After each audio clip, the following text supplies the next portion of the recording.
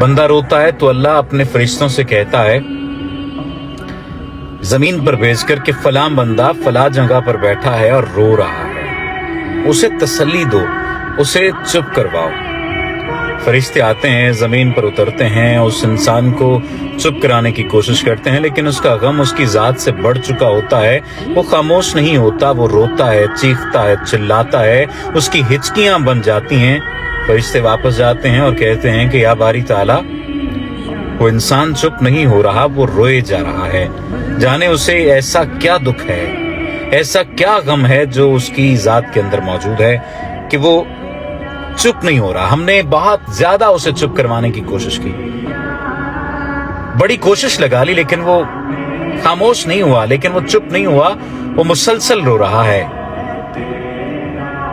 तो अल्लाह पाक कहता है कि मुझे पता है मेरा बंदा क्यों रो रहा है, मैं जानता हूं, क्योंकि मैंने उससे उसकी बहुत ही दिल अजीज चीज, दिल अजीज शय, दिल अजीज इंसान ले लिया है,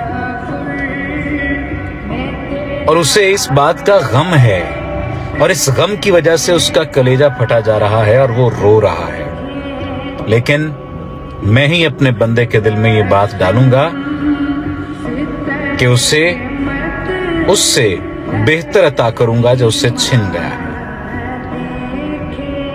और कह दो मेरे बंदे से कि ला तकनतु मिन रहमतिल्लाह, कि अपने रब की रहमत से मायूस ना हो जाना।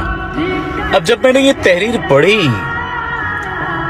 तो मैंने पहले इसे अक्ल के पैमानों पर देखा कि ऐसी बात भला खुदा बारी ताला कहां और कौन सी रिवायत में मौजूद है। लेकिन फिर मेरे दिल में ख्याल आया कि मैं ये बात आपके साथ शेयर करूं। अगर आप भी रो रहे हैं किसी इंसान के चले जाने पे, किसी शय के छिन जाने पे, किसी माली जरिए के चले जाने पर, किसी माली सबब के छिन जाने पर, किसी भी चीज के दूर हो जाने से अगर आप परेशान हैं, गमगीन हैं, अफसरदा हैं, तो परेशान ना हो, क्योंकि अल्लाह ने ये खुद कह दिया है कि अपने रब की रहमत से मायूस ना होना।